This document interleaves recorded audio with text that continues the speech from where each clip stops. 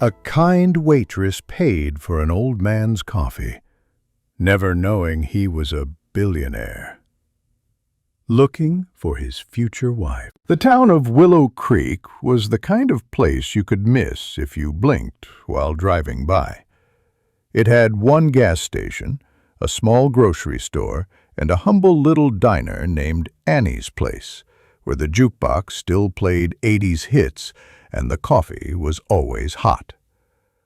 The snow fell heavily that winter, blanketing rooftops and roads, but inside the diner it was always warm, filled with the clatter of plates, quiet laughter, and the comforting scent of breakfast.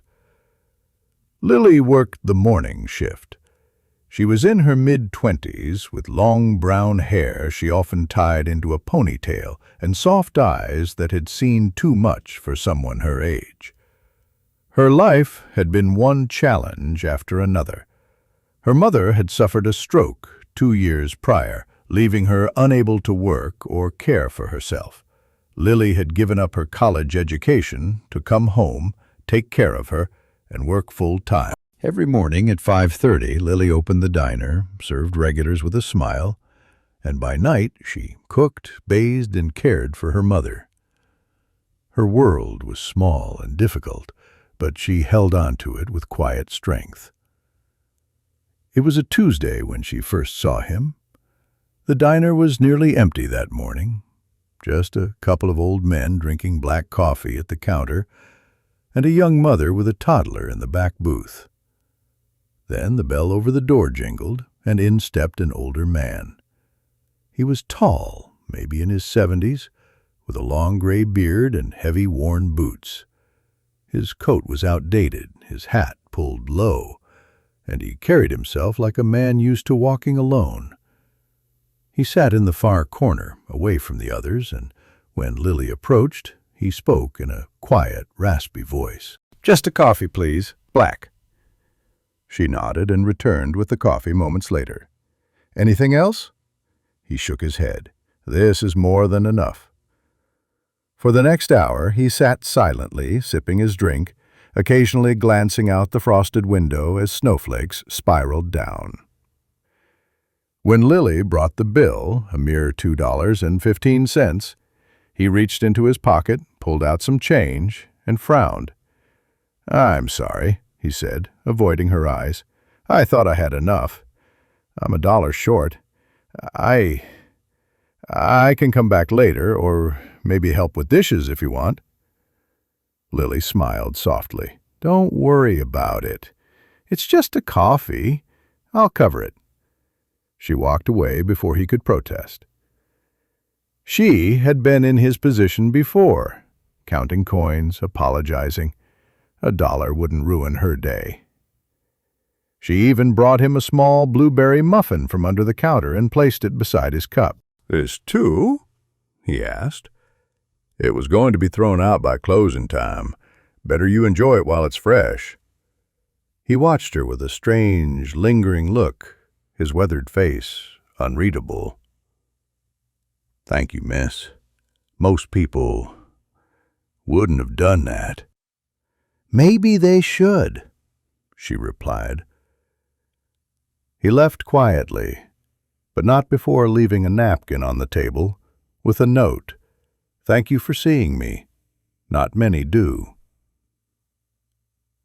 The next day, he came again, and the next. He always ordered just coffee. He never stayed too long, never made much conversation unless she initiated it. But slowly, Lily learned small things about him. His name, or so he said, was Richard. He claimed to be a wanderer of sorts, someone who had traveled far and wide. He spoke vaguely of the past, of cities he'd seen, people he'd lost. When Lily pressed, he'd smile and say, "Maybe I'll tell you more tomorrow." He asked her about her dreams. She laughed at first. Dreams felt like such a luxury. "I wanted to study English literature. I wanted to write, maybe open a bookshop cafe. But, life gets in the way. Richard always listened carefully. He never gave advice, never pitied her. He simply listened. As the days passed, the other waitresses noticed.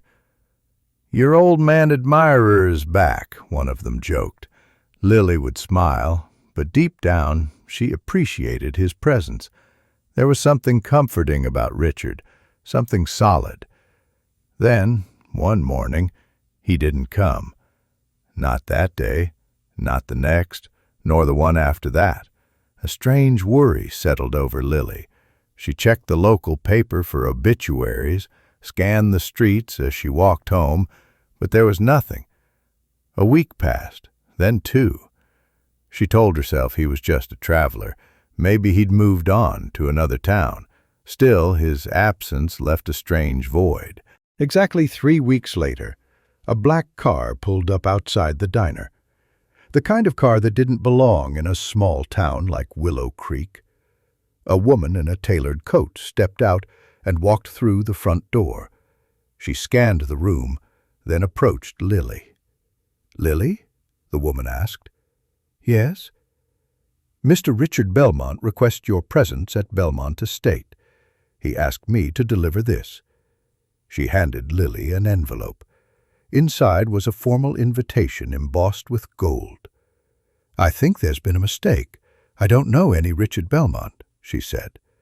The woman smiled. "You knew him as Richard, the old man who sat in that corner booth for nearly a month." Lily's jaw dropped. She had heard of Richard Belmont, one of the country's most private billionaires, owner of a vast tech empire, a man known for avoiding media and society. He had disappeared from public view years ago. "He said he owes you a proper thank you."